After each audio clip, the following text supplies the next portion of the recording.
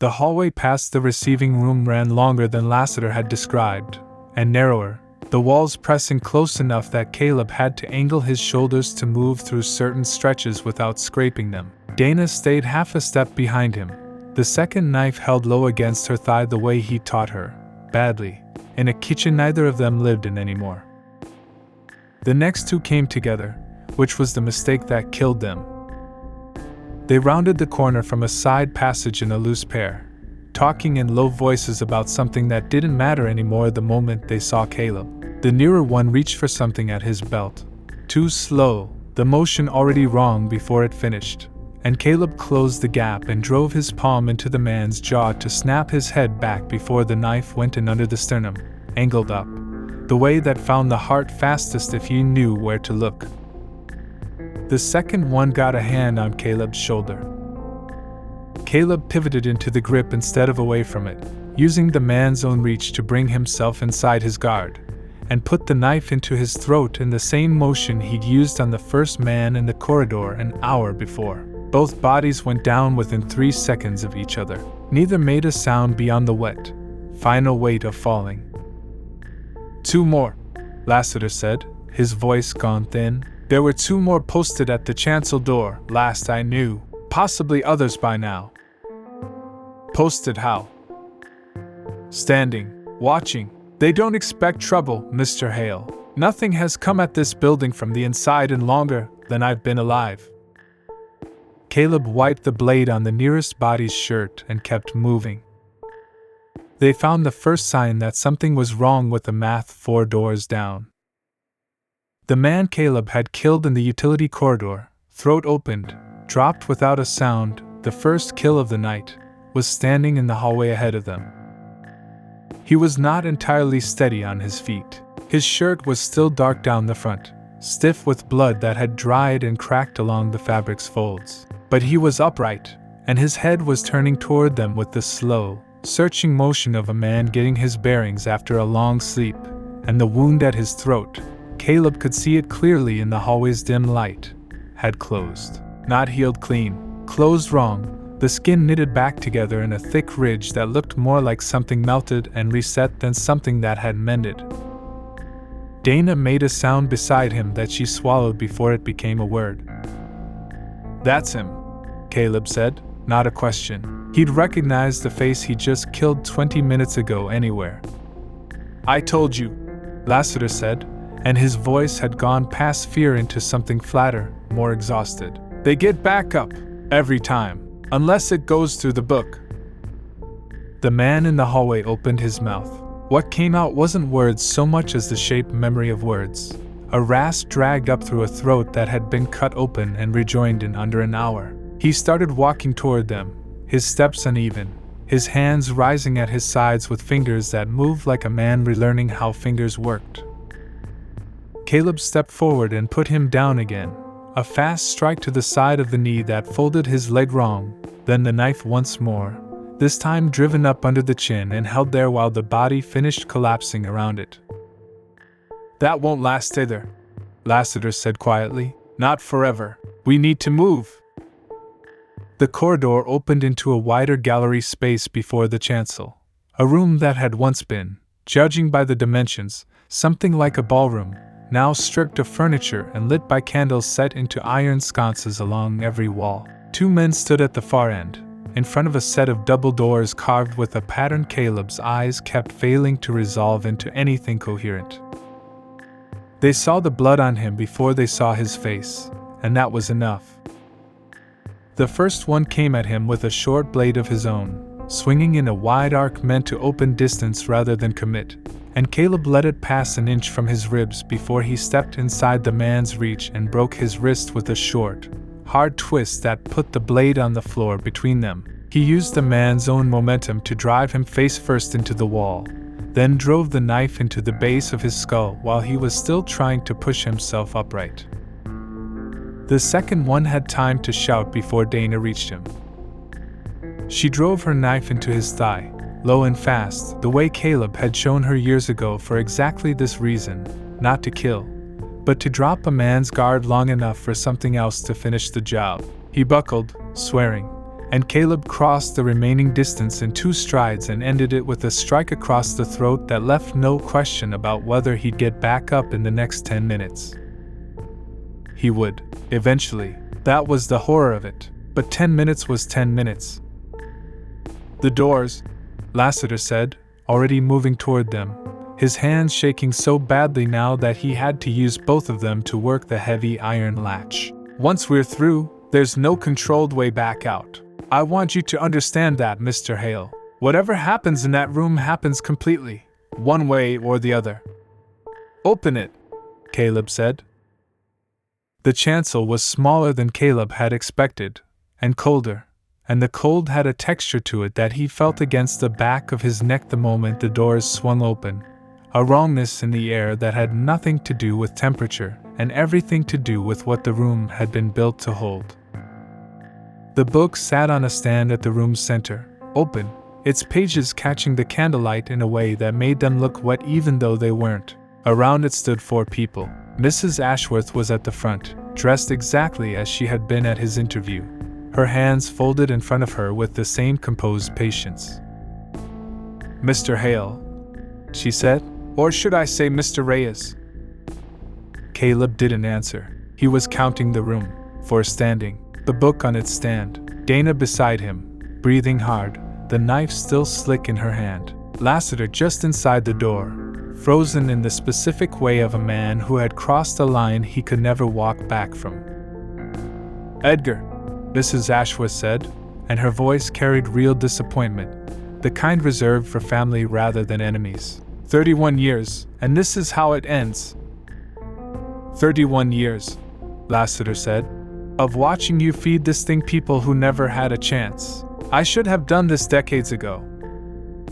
One of the other 3, a heavy-set man Caleb hadn't seen before, introduced by no one, his sleeves already rolled as though he'd been expecting this exact moment, moved first. He came across the room fast, faster than his size suggested, and caught Caleb's first strike on a forearm that didn't yield the way flesh should yield.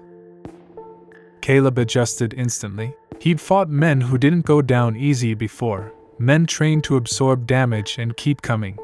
And the trick was never to fight the durability. The trick was to find the one place durability didn't matter. He dropped low under the man's next swing and drove the knife into the back of his knee, severing whatever still functioned as a tendon there, and the man's leg buckled out from under him with a wet, tearing sound that filled the room. Dana was already moving on the second one, a woman, narrow and quick, who'd produced a blade of her own from somewhere in her sleeve. They traded 2 fast exchanges, either landing clean, until Dana fainted low and came up under the woman's guard and opened her forearm to the bone. The woman screamed and dropped the blade, and Dana didn't hesitate before driving her own knife into the side of her throat. That left the third. He went for Lassiter instead of Caleb, which was the only mistake anyone made all night that Caleb couldn't immediately correct. He crossed the room before Caleb could intercept and got both hands around the old man's throat, lifting him half off his feet, and Lassiter's face went from gray to a deep, suffused red in the span of 3 seconds.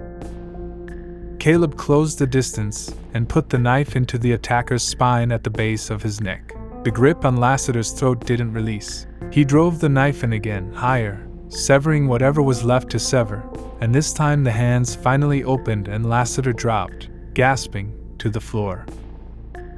The man who'd been strangling him did not fall. He turned toward Caleb with the knife still buried in his neck, and reached for him with both hands, his expression entirely unbothered by what should have killed him 3 times over. "It only goes through the book," Lassiter managed from the floor, his voice a ruined rasp. "Caleb, the book, nothing else matters."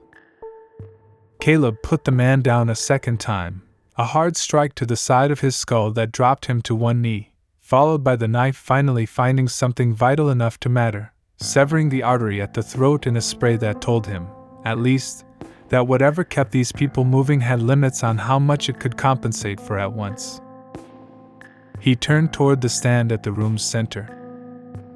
Mrs. Ashworth hadn't moved. She watched the violence around her with the detached patience of someone who had seen this exact scene play out before, in different rooms, with different names, across more decades than Caleb wanted to think about. "You don't understand what you're holding," she said, as he crossed toward the book. "Generations of arrangement, an entire family preserved against the ordinary erosion of time. You'd undo all of it for one woman who isn't even in these pages. She's my sister. She's a name that was never written," Mrs. Ashworth said. "She was always going to be spent. That's what the unwritten are for." Caleb looked down at the book. The pages were the worst thing he had seen all night, and he had seen a great deal. They held the texture Lassiter had warned him about, not paper, something that had once had a pulse. The names written across each page in characters that seemed to shift very slightly if he looked at them too long. The way a scar shifts under skin that's healing wrong. He found Mrs. Ashworth's name near the top of the open page without needing to be told which one it was. It looked newer than the names around it, rewritten more recently than the others. He understood, looking at it, exactly what Lassiter had been telling him the whole night. The mechanism didn't care about good or evil, didn't care about cost or fairness. It only cared about the exchange, violence, performed by someone outside the book, against someone written inside it. He was outside the book. Mrs. Ashworth was not. She moved faster than he expected when he reached for her, faster than a woman her apparent age should have been able to move, and he understood in that instant that whatever the book gave its names, speed was apparently part of the gift. She caught his wrist and turned it hard enough that he felt something strain in the joint, and used the position to drive her knee up into his ribs with a force that put the breath out of him in a single ragged exhale. He kept his grip on the knife despite the pain, and used his free hand to grab a fistful of her hair, yanking her head back and off balance, buying himself half a second to reset his footing. She drove an elbow into the side of his head that made the room tilt. Dana hit her from the side with the full weight of her body, and the two of them went down together in a tangle of limbs that Caleb couldn't immediately sort. He got his vision back under control and saw Dana's knife rising and falling twice in quick succession, the blade finding Mrs. Ashworth's shoulder, and then her side, and the old woman's composed expression finally cracked into something raw and furious. She threw Dana off her with a strength that shouldn't have belonged to a body that size, and Dana hit the floor hard enough that the air went out of her in a single sharp sound. Caleb closed the last distance himself. He didn't reach for the knife at her side or her shoulder, where she was already bleeding. He went for her throat directly, both hands, the way he'd been taught a long time ago in rooms that didn't exist on any official record, and bore her backward into the stand that held the book. It tipped, the book slid, pages fanning, and came to rest open on the floor beside them. Mrs. Ashworth's hands found his wrists and pulled, but the strength that had thrown Dana across the room a moment ago was already fading, draining out of her the way water drains from a cracked vessel. He held the grip on her throat until her eyes lost their focus, until the fury in them went first vague and then entirely absent, and only then did he let her drop.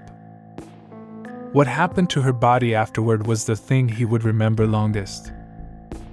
She did not simply die the way the others had stayed down after their second or third killing. Her skin began to change before he had fully released her, sinking inward at the cheeks, the careful elegance of her face collapsing into something gaunt and ancient in the span of seconds, decades of unspent time arriving all at once with nowhere left to go. Her hands, still raised slightly from where they gripped his wrists, curled inward, the fingers thinning, the skin across them going translucent enough that Caleb could see the shape of bone beneath. By the time she stopped moving entirely, the woman on the floor in front of him bore almost no resemblance to the one who had interviewed him 11 days ago in a sitting room that smelled of lemon polish. Dana made a small, sick sound from where she'd pulled herself upright against the wall. Caleb didn't look away. He had put a great many things down over the years and made himself watch each one to completion, and he was not going to look away from this now, not after everything it had cost to get here. The book lay open on the floor beside what was left of her. Lassiter crawled to where Caleb knelt, his breathing wet and uneven, the marks on his throat already darkening into the shape of the hands that had nearly finished him. He looked at the book. He looked at Mrs. Ashworth's collapsed remains. "You could write your own name," he said. His voice came out in fragments now, each word costing him visibly. "After what you've done tonight, everything in this room belongs to whoever's still standing in it. You'd never age, never sicken. You could give that to your sister too, if you found a way to feed it what it needs." Caleb looked at the book for a long moment. He thought about the man in the hallway who'd gotten back up, about the woman Dana had killed twice over before she finally stayed down, about 31 years of a man being slowly hollowed out by watching, unable to stop any of it, married into something that ate the people closest to it, and called the eating an arrangement. "No," he said. "Why not?" "Because there's no version of this where it stops being what it is," Caleb said. "Somebody always pays. I'm not interested in being the kind of man who decides who." He reached into his jacket and found the lighter he'd carried since the boiler room, the same one he'd used twice already that night to burn away evidence he didn't want found. He held it over the open page, over Mrs. Ashworth's name still legible near the top, over generations of names beneath it that he would never know the stories behind. "Last chance to tell me this kills you too," he said to Lassiter. "I'm not in it," Lassiter said. "I never was. That was rather the point of my whole life, Mr. Hale. I got to watch everyone I loved stay outside of time while I aged into an old man beside them, unable to follow and unable to leave." He looked at the flame hovering above the page. "Burn it, please. I have wanted this for longer than you have been alive." Caleb lit the page. It did not burn the way ordinary paper burns. The flame moved across the surface in slow, deliberate lines, following the shapes of the names themselves rather than spreading evenly outward, as though something in the material resisted being consumed all at once and was losing the argument regardless. The room filled with a smell that Caleb would spend the rest of his life trying not to think about, and never quite managing.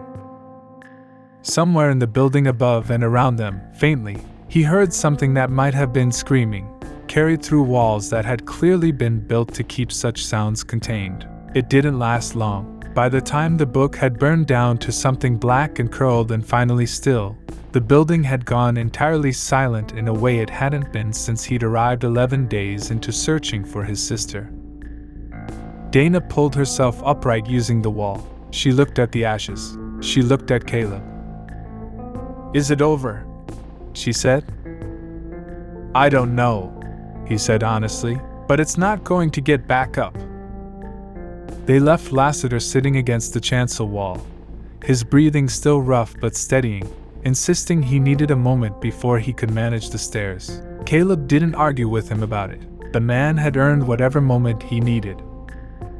He helped Dana down through the service corridor the way they'd come, past the bodies that, this time, stayed exactly as still as bodies were supposed to stay. The basement was quiet. The boiler room, when they passed through it, held no more secrets than it had the first night he'd opened that leather binder looking for anything that mentioned the 14th floor. Outside, the sky over the city had started to go gray at its edges, the particular gray that comes an hour or so before anything resembling dawn. Caleb stood on the sidewalk with his sister's weight leaning into his side and looked back once at the building's limestone face, giving away nothing now any more than it had 11 days ago. "What do we tell people?" Dana said. "Nothing," Caleb said. "We don't tell anyone anything. We just go." She didn't argue. They walked the 4 blocks he'd walked so many times searching for her, and this time she was beside him the whole way, unsteady but upright, and neither of them looked back again. The city was starting to wake up around them by the time they reached the subway station. Ordinary people, ordinary mornings. None of them would ever know what had spent itself, finally and completely, in a room 3 floors above where any of them would ever think to look.